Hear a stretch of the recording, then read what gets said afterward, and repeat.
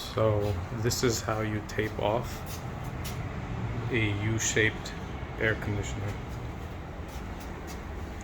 Alright, so we won't be using it for a week or two because it's actually pretty nice out.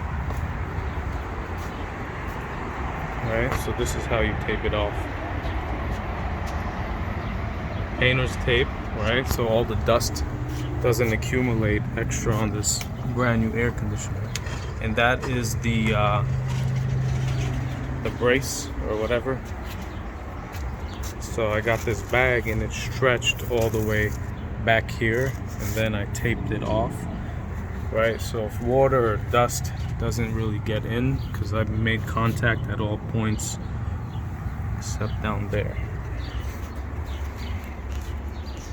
All right, well, there you go. That's how you do it. Cheap.